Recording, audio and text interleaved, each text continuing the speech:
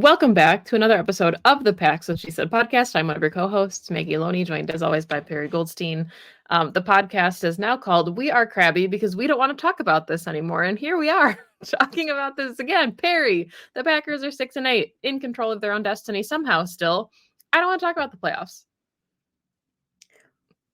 What That's all I had. did I like last week was titled What Did I Just Watch? And I feel like I should have saved that title for this week because what did I just watch? 2.0. Electric Boogaloo. Yeah. Extra special on the soft zone coverage. I want to start off this episode because by now we're recording. It's Monday evening. It's been a little over 24 hours since the Packers lost 34-20 to the Baker Mayfield-led Tampa Bay Buccaneers, a game that they absolutely should have won. And I think by now a lot of our listeners have probably done their ad nauseum listening about this loss. So I don't know if we really need to rehash all the things that went wrong in this game, all of the holes, all the many third downs that were given up, or the fact that they let Baker Mayfield have a perfect passer rating at Lambeau Field, all of the things, right? The poor linebacker play, just all. I mean, the fact that they only punted once and it was a beautiful, perfect punt, all of the ways in which this defense fell apart. What I would like to start out with, though, is that after the game, when Matt LaFleur was asked about it, he really gave kind of a nondescript answer and said, I need to watch the tape. And so we waited and we waited and we waited because Matt always talks to the media at 3 p.m. Central Time on Mondays after games. And we said, let's see. Now, if you are a longstanding follower of the Green Bay Packers, you know that they don't tend to make rash decisions. They did, however, make a rash coaching change after they lost to a very bad Josh Rosen-led Cardinals team. But that it was the last and final time I think they've ever made a really rash coaching decision. And today is not that day because Matt came to the podium and said, we are at least, and I'm going to caveat this by saying, for now, Joe Barry is just remaining the defensive coordinator through the rest of the season. Now that means he is just defensive coordinator for the next 3 games. That is a low bar. Like that is just Matt saying, we're going to finish out the season. Now he caveated this a lot by saying, today, if I felt like it was a better move to move on, I would do it today. So there is obviously going to be some reevaluation in the offseason. I want to get your thoughts on this decision. I have my thoughts on it, mainly that I'm not surprised. I would have been more surprised if they had just decided to fire Joe Barry now, out of all times, for a number of reasons, but I want to get your take first. So I have a lot of thoughts, so feel free to chime in, if there's something specific that you want to respond to. But yes, it was expected. I didn't think that they would make a move in season. I think it's also an indictment on the defensive coaching staff that they don't feel that anyone would be capable of stepping in, even in, for 3 games and filling that role. Like, you're playing the Panthers, you're playing the worst team in the league next week, and you didn't think anyone on your coaching staff could step in as DC in an interim capacity. Like, there's nobody you want to get a longer look at in these final 3 weeks. Like, playoffs be damned. It's not about that at this point. If we're quote unquote evaluating the entire offense and the players and Jordan Love and all this stuff, like, you're not getting a fair shake at it when you have this inability to actually put anything productive on the field on defense either. So that's one thought, right? Is that it was kind of an indictment on the defensive coaching staff as a whole, which is a coaching staff that Matt LaFleur has helped put together. So that's kind of a concern. Like, you think there's going to be, if Joe Barry is gone, I think a lot of pieces have to go with him. Otherwise, what's the point? Like, it either has to be like a cleaning of the house on that side of the ball, or this is what it is, because I don't think that this is the ticket. Mm-hmm. My second thought in all of this is I don't know what it does to the locker room because I Mhm. think there's mixed reviews. And I think people like Joe Barry. And he seems like a good guy. I don't think it's anything about him as a person or who he is as a coach, but when Matt LaFleur goes up there and starts talking about how it's communication issues and execution issues, to me, it feels like putting a band-aid on something that needs stitches. Like it's not the right fix. And I hope that it's not changing the culture of the guys in the locker room because sometimes you want to send a message. And I understand, right? Like we are a week away from Christmas. It's not really a fun time to think about losing your job, firing one of your friends, things of that nature. But there's a growing concern to me that if you stick with this, that you could end up souring some of the guys in the locker room. And we can talk about that, in a little bit more detail. But it sounds like there's mixed reviews already from the players. And I don't know if people were expecting something, but you get some guys that say, like, yeah, Joe Barry talked to us and this is on us. We have to fix it. And then you get some players that are like, yeah, no comment. I'm not talking about what we talked about. And if you have such a young team in search of players that are leaders, I don't like it. I never advocate for somebody to lose their job, but I don't like the message that it sends when you have a coaching staff that's getting up there and saying, honestly, the problem really was our guys. Like, that's a bad look to me. And I think it's kind of offensive to the players that are being put in bad spots. And if the communication is that bad in week 15 of the season that you're still having these week 1 issues, then everybody needs to get their shit figured out because it's been 15 weeks. Yeah. So I have a few things to comment on. One being you made a number of excellent points that I agree with all of them. I think to your point on Joe, to me it's like, what does it I weighed like what's the point with 3 Yeah. weeks, right? If they were a shoe-in for the playoffs and you want to like galvanize your guys going into like a stretch run, then I'd be like, okay, I could see it, get someone new in, rejuvenate. And I recorded Pack a Day. If you haven't listened to it yet with Alex Strofe, and he made a really nice point about like what the Bills fired their offensive coordinator and look at the turnaround that they've had. Mm-hmm. Right. And so that's like something that you can point to. That's not where the Packers are at. And so you're just kind of like, well, maybe like just keep this where it is. And yes, we don't have anyone internally that we feel like we want to elevate. And to your point, that's a bad sign. And if in this off season we're going to be making a change, I think we need to clean house. I mean, this is like top to bottom. And I think it goes to your second point, which is if you're getting up there and you're saying it's communication issues and it's week 15, that is an indictment, once again, in my eyes, on the coaching. I am, again, if that's your excuse, quote unquote, on why this defense performed poorly, I am once again looking at the coaches and saying, it's week 15. Why are your guys not prepared?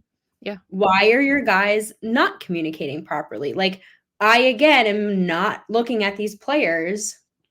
And sure, like, some of it is execution. Of course it is. But all of it, I think it's just clearly a systemic issue. And when you have a pervasive systemic issue, it's not a player issue. It is a leadership coaching problem. So if you're going to go out there and make a change this offseason, it's got to be like full scale change, clean slate, like apology. Again, I'm like, I hate advocating, like you said, for people to lose their jobs, but like, it's got to be everyone. Because to your point again, you don't even want to elevate anyone into an interim role here. That is such a bad sign. And then to your second point about the locker room, not great. There's a lot of moving pieces here right now. And, Quay was like, I'm not making a comment. We're going to talk about Ja in a second. Like, there's a lot of guys in there who, and this is like pure speculation on fan part, like we are not in the locker room, but I could not imagine being asked to run a scheme that clearly isn't working, that is being picked apart by opposing offenses who are below your caliber and talent level. Communication be damned, it's still not going well. And then you're getting blamed by your coaching staff for it going poorly. It's a really bad recipe. It's a really bad recipe for some bad vibes. And it's almost counter to, we're going to talk about in a second, to an offense that's on a completely opposite trajectory, which is in a really good spot, on the up, cohesive, obviously still working through some things, but starting to gel really nicely. Some guys who are really starting to click with their quarterback. So it's just this really odd juxtaposition from the opposite side of the ball. And you want the whole team. I mean, this is a unit. They need to be compatible with one another. They need to be working together.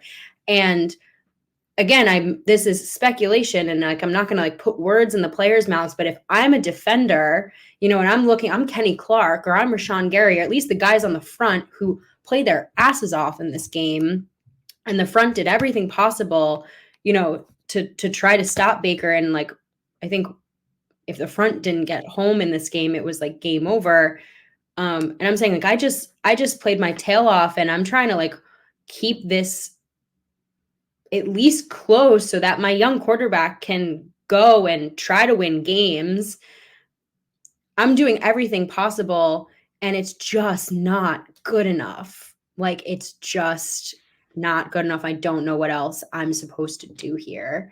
I, as everyone knows who listens to the show, am not a Joe Barry fan, and I'm not a fan of the scheme. And I saw a stat, again, I want your thoughts on this. I saw a stat, all the Vic Fangio stemmed defenses right now are bottom of the league in defensive DVOA. They, I'll have to find it. I sent it to my dad because I knew he'd get a kick out of it. Yeah. So the Dolphins right now are 13th. The Rams are 21st. The Eagles are 22nd. The Panthers are 27th. Chargers 28th. Packers 29th in defensive DVOA. Those are all Fangio style defenses. And I just feel like, call me crazy, but maybe, just maybe, as NFL offenses evolve, they have this defense styles number, and you have to evolve with it. And you have to find a new style of defense to combat what NFL offenses are now putting on tape. And we are now in a place where Green Bay's defensive style is just outdated. And when your bottom of the barrel offenses are picking you apart, it doesn't matter how good your skill players are, you're going to lose. Yeah. And that's one of the things that I was curious your thoughts on. I've been thinking about this a lot, and it seems Rhett is also thinking about this quite a bit. Who has joined us. He's also they lost. As he should be. But one of the things that I keep going back to is that there has to also be some type of disconnect when it comes to communication between the front office and the coaching staff. Because look at the caliber of players that are being drafted. You've got Jair Alexander. Just for fun, I pulled up his scouting report, and I know that he's not playing right now, obviously, so that could be part of it. But one of his key traits from Lance Zierlein was communicative with teammates, aggressive attacking the catch point. The Packers and Goody specifically are going after press man corners. Carrington Valentine, another example of this. One of his reports said something about struggling with zone. And then you have a defensive coordinator who is being given these physical players, and he's going, I don't know, just throw them back there. Maggie, I agree. I feel like I've been saying this for so long, is that I don't understand what the disconnect is, the perfect word, between the decisions on draft day and the coordinator that you're choosing to call the plays. Because again, you clearly have a back seven that are built for man coverage, aggressive, and want to play. And when they do get the opportunities, they play well. And yet you're calling this very like zone heavy scheme. And again, like I don't know how you watch that game and like you watch the first half of this season and you're like, Quay was on fire. He's a tackling machine. You get him in the right gaps and he can shoot and all these things. And then you watch this game and you're like, why is Quay being asked to cover Chris Godwin? Like it's the decisions. You're putting your players in the wrong places. It's the decision making. And again, it's the play calls. So you can communicate improperly all you want, but the calls were still the calls. And like, I very rarely feel this way. And this is the first time I'm ever going to say this out loud. I, in this moment, a little bit wish the Packers had an owner. Because, and I know that's like, and I never feel this way. This is like the 0.01% of the time. With your stock on the wall behind you. Yeah. But this is definitely a moment where like, I know that a Jerry Jones or, just someone else would step in and be like, no, we're done here. I've seen enough. Because if you're looking at ownership, you made the joke about my ownership, my stock on the wall, but like you look at the ownership of this team being the fans, all of us consensus wise feel the exact same way. Mm-hmm.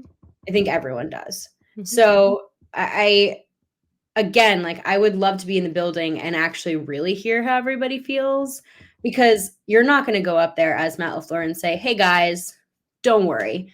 Joe's fired after the season ends, but we're going to ride it out with him until then. You're never going to say that. But to your point, it's a bad morale for the locker room. It's a bad look all around to the league, to the fans, to your owners. I can't do the backwards thing. To everyone who watches the game. I'm curious your thoughts on this, because it was very expected and predictable that Matt LaFleur was going to come out there. And, we've talked about LaFleur being not the biggest rah-rah guy, doesn't really shake things up. I'm curious if your perspective on him as a coach has changed at all, because I'm trying to give him the benefit of the doubt and just understand that he's in a really precarious position right now where there's not really a right answer. I think as much as we're all clamoring for Joe Barry to leave, if he truly does not feel comfortable with anyone taking over, then that's putting his players in a worse spot. Like they're going to go out there and play worse. And the performances, like, I think it's a rock and a hard place for LaFleur. But the concern then stems from if you have so little trust in Joe Barry and your defensive staff that now we're talking about, I need to devote more time to that room, to be in those conversations, to help on communication. And now your offense that you are developing, they're the young guys. We said all offseason, right? Like the defense was going to have to carry the heavy load. And we're getting to a point now where the vets in the room and the DC that's been there the longest, like Adam Stenavich is a new OC. They're getting their shit figured out. Like the guy that's been around the longest, the coach that we thought was brought in because Matt LaFleur was young and needed some, been there, done that presence. If you have to go help him out and you are now sacrificing time with your young skilled players, like when that's your bread and butter as a head coach, like I don't want to say that I'm turning on LaFleur, right? I still believe in him. I still think he's a great coach. I'm not advocating for him to be fired, but I think that there comes a point where it's like, you kind of just have to pick a lane and you have to say it with your chest. And unfortunately, I think that he's shown that he doesn't really want to say anything with his chest right now. And again, understanding it's a rock and hard place. I don't think there's a thing he can come out and just stand behind, but it's getting challenging. I don't think there's anything he can do. I think he's probably making the best decision that he sees at the moment for his team. And I think a rock and a hard place is probably the best way to put it. But I agree with you. Like, I mean, you put it perfectly. I don't think there's a better way to say it. Like, you are leaving the side of the ball that's your bread and butter, where your skill set is. You are an offensive-minded coach to go assist the guy that you hired to run your defense, who's been doing it for years, poorly, but years. Yeah. And this is the year where the focus of this season has always been to be developing your young quarterback and your young offense. That is a bad place to be. I mean, we're going to talk about the next 3 games towards the end of the show, but we can probably do it now if we want to. But the next 3 games are crucial developmental time for this offense. Like I mentioned it earlier, but like overshadowed in this Bucks game was a really nice day for Jordan. A really nice day for Jordan. You know, he had, what was it? Like 284 yards, 2 touchdowns, no interceptions, an over 100 passer rating. Like that is a stat line on any Sunday. My quarterback should win that game when he plays that well. His defense let him down. He's getting the full Aaron Rodgers treatment. Sorry. He really is the second coming, right? Like too soon for the jokes. And he's got young playmakers who have been in and out of the lineup because of injury, and Matt has had to scheme all season for that, right? But he's got Kraft and Wicks and Reed who looked great in this game. We finally get Aaron Jones back, and we've got 3 games left. 3 games back with crucial developmental time, and 3 games that are winnable for sure. You know, Vikings game obviously being the one you have circled as the most difficult, but Panthers upcoming and Bears to close out the season. That is where your focus should be. You should not have to be taking away time from any of your offensive rooms during the week, game planning, to have your head coach go walking into the defensive rooms. That is what you hired your defensive coordinator for. It's why you don't have a defensive-minded head coach. You have an offensive-minded head coach for a reason. And Matt is very good at it for a reason. And yeah, maybe he feels comfortable enough with Adam Stenavich to leave things up to him. Great. Love to hear that, on the flip side of what we were just talking about. But everything about this season has always been, we focus on this offense. We focus on developing our quarterback. That is 1A and 1B on the priority list. And there's only 3 games left in the season to do that. Especially when you're looking at the price tags on paper. This offense costs you like $2. Like they're rookies, they're young. You've got first-round investments or heavy price tags on just about every player on defense. Jair's contract extension, Rashawn just got extended. And these are players that deserve the money, but Lucas Van Ness, first-round pick. Kenny Clark, former first-round pick. Rashawn Gary, first-round pick. Jair Alexander, first-round pick. Darnell Savage, first-round pick. Like, you just keep going. And Quay Walker, Devontae Wyatt, like these are guys. Devondre Campbell got his big contract. Point being, there has been such an investment on the defensive side of the ball, and we've seen it repeatedly.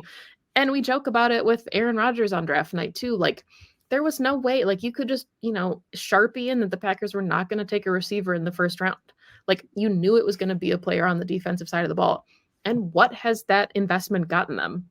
Yeah. 200 yards in the NFC Championship game. Like what have you accomplished with that investment? And it's unfortunate that we're talking about this again when everything had been like, well, it's just an evaluation year. We just have to see what we have in these players. Apparently, what we were evaluating all along was Joe Barry. And if that's the silver lining of this season is that you finally get a scheme that, matches the player personnel that you have, then okay. I guess that's your silver lining. But to have the aspirations that this team had just a couple weeks ago when they beat some powerhouses and the Lions and the Chiefs and to be contenders and then to just slide so far down the mountain so quickly, it's embarrassing. Yeah. Like, it really is.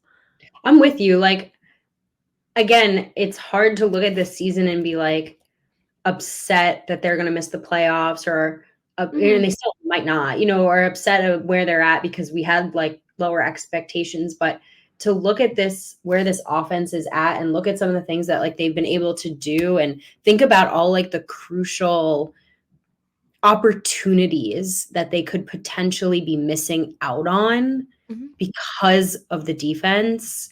is really disheartening. That's kind of where I'm at with this. And it's nerve-wracking again to think like, what if they don't make this move in the offseason? What if they do decide to just stick with like, why are you wasting all of this capital on both sides of the ball, quite frankly, on something that is so obviously not working? Yeah. Like if you need to blow it up, then you have to blow it up and you have to acknowledge that you need to blow it up. And if you have to blow it up, you have to do it now. Perpetually trying to like force the window open is just hurting everybody in that building. No, you have to do it now. You have to do it now. You just extended two of your best players. You have all the young talent now. Now is when you blow it up. Now is when you start over. Like it's not just rebuild on the offensive side of the ball. It's rebuild all around. All of And it now.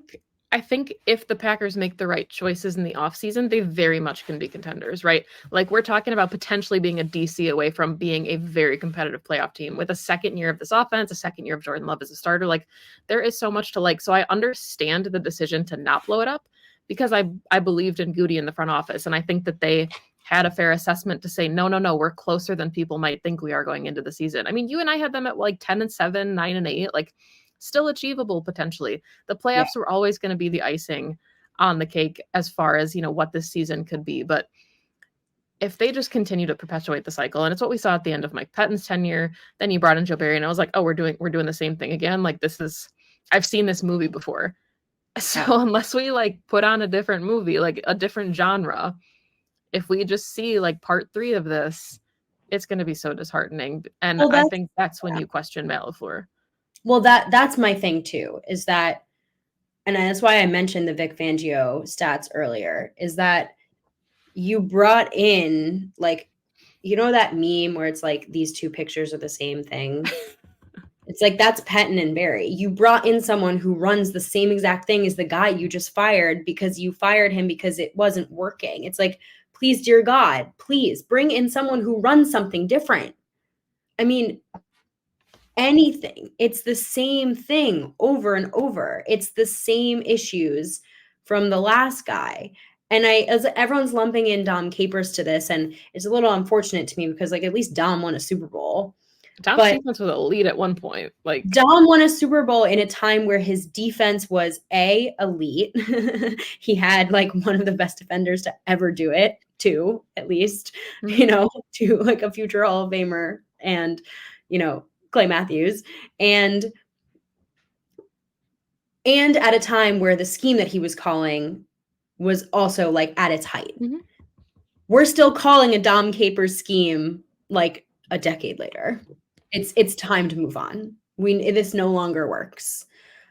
I want at least use fun shit. Like get some NASCAR out there. If you're gonna really start going Dom Capers, then do the fun stuff. Whatever you're trotting out with, like the fact that it's like 2nd and 27, and we all sigh like, oh, here we go. Yeah, that's bad as a fan. Like you just it's like bad. Come on. And the thing is too is that like we knew some of the weak points on this defense going into the season, and unfortunately, like there was only so much that could be done. But like safety has to get addressed in the offseason. Slot corner has to get addressed in the offseason. And yes, injuries are going to happen. You have the corners to lock it down, even with Jaw hurt, even with Stokes hurt. Like you had it. You're just not calling it right. The front I mentioned it earlier, they did everything they could. Everything they could. But if like you cannot ask your defensive front to disrupt on 100% of snaps, you have to expect some level of coverage. Mm-hmm. Like, and if your defense gets a key sack on 2nd down, you have to be able to get a stop on 3rd down. Like you just said it, but 3rd and 18, you shouldn't be converting those. If it's Patrick Mahomes, maybe, but not Baker Mayfield. Like it's like, what are we doing here? So enough of this, but we'll see what happens over the next 3 weeks. It is going to be interesting to see how the guys play, like what the energy level is, what the vibe is. I definitely am going to have my eye on that. You mentioned the locker room earlier, and like I definitely am going to have a little bit of an asterisk on that as well. Because if nothing else, I hope that they play for Jordan for the offense. Yeah. I mean, I think, we've always talked about Matt LaFleur, even in his first year as a coach, having a player-led locker room. And it was easy when you had Aaron Rodgers and Mercedes Lewis, and you had like David Bakhtiari, all these vets that had been around for so long that they could like take control of those moments. And I think that Jordan Love is absolutely that guy. And I think he does a really nice job of leading the offense and taking control. But this is really one of those moments where you find out like what this team will cut their teeth on. And hopefully it's like you said, playing for each other. Because at the end of the day, it's still your performance out there. There's a lot of Packers that aren't going to be Packers in 2024. Right. So like how do you want to go out of this thing? And I understand that like the playoffs is always your goal, but at some point I think this, like, not to go back to, oh, this is an evaluation year, because we were so high on they were in control of their own destiny. Somehow they still are if they win out, which I also hate, right? Because now the Vikings and Bears both get the opportunity to play spoiler, which sucks. It's like the Lions last season, but it's just, I think you're going to see like the mettle of this team a little bit more than we maybe thought in the last couple weeks. Yeah. Before we wrap, do you have anything to add about the offensive side of the ball in this game? I think just that I'm impressed with the growth of some of these guys. Like, I'm not sure you would look at Jaden Reed or Dontavian Wicks and think that they're rookies. And I think that's what's kind of impressive, because at the end of the day, if the defensive coordinator doesn't change, none of this changes. Like, I'm not sure the Packers can be a competitive football team running the defense that they run right now, but there are reasons to still be optimistic. Jaden Reed looks like a really good player. Christian Watson, when he comes back, was finally getting on the same page with Jordan Love, Dontavian Wicks. I said it on Twitter right when it happened. I can't wait to see Luke Musgrave and Tucker Kraft on the field together. So, like, I think there's a ton of reasons to be optimistic about what this team can be, because it's still very young, which means you've got 3 more years of this at least before you start talking about extending players. So lots of reasons to be optimistic about the offense. Just really hoping that we see some change on the defensive side of the ball for everybody's sake, because I don't think it's fair to the players at this point either. Yeah, definitely. I continue to be impressed with Jordan. I continue to, I mean, again, I think so much is predicated on his footwork and his ability to just set and get the ball out. But every week he makes a play off script that makes my jaw drop. Every week he does something that I am like, very few quarterbacks in the league can do that. So I feel very good about it. And again, like, they're missing so many key players and they continue to figure it out as they go. Super fun to see the ascension of Tucker Kraft. I think when Musgrave comes back, having the two of them on the field together is going to be really, really fun. I'm sure Matt is like salivating at the end, cooking up some things for the two of them, right? And like, it's a position group that the Green Bay Packers it's been a bit of a weak point for a very long time. So it's just something we haven't seen in a long time. And of course, always amazing to have 33 back. I mean, like, you forget, like, the run game has been so mid all season, and that's no hate Generous. to like Dylan, you know. And he's been having like a steadily better season over the course of the year. And then you get 33 back and you're just like, oh, that's what it's supposed to look like. That's what it's supposed to look like. I forgot how great it is to watch Aaron Jones play football. Like, his burst and his moves and his shiftiness and everything about him. I just miss watching him play football, even though he literally basically only got one drive. And like, I want to caveat this conversation too by saying, like, Jordan Love is not absolved from criticism. Like, I think sometimes people probably watch this show and think we're like a little too high on him, like he's the second coming of a Hall of Famer. Like, I don't think that's the case, right? He absolutely should have made that touchdown to Jaden Reed. They got lucky that Enigbari forced the turnover and they got another crack at it. Like, those are things that this offense absolutely needs to clean up. Jordan can put the ball in a better spot, but I think what you like about that is they're easier things to clean up. Like the stuff that is unteachable, the intangibles, you're seeing him shine at more and more. And Yeah. that's what's exciting is there's absolutely things he needs to clean up in his game. But a lot of that so far seems like it's very easily coachable and give him another off season. Like I think that's all growing pains. Whereas a lot of those fun intangible things, that's where you see the promise and you're like, oh, this could actually be something. Yeah, I'm perfectly critical of him in the Giants game. Like he missed Oh yeah. tons of layups. And I think seeing what he's able to do with a full off season is going to be really fun. But there's been obvious growth. I think there's definitely been obvious growth over even just like week to week with what he's been able to clean up. He's definitely a quarterback too that is a totally different guy from a clean pocket for sure. Right. So I think also in the, we're unfortunately nearing the off season and focusing on this offensive line this off season is also going to be something that this team is going to need to do. I think that's all she wrote. That's all she said. That's all she said. Oh, Maggie. We'll be back with a Panthers preview. Turning the page on this one. If you were looking for a full breakdown, apologies. This is just not one I wanted to go back and do a film study on. Ugly. Yep, we will be back. Thanks for listening as always to the show. You can follow Maggie on Twitter at Maggie J. Loney.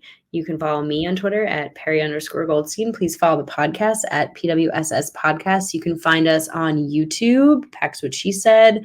Anywhere you get your podcast, download, subscribe, like, retweet, all the things. And thank you as always. And go Pack Go. Go Pack Go.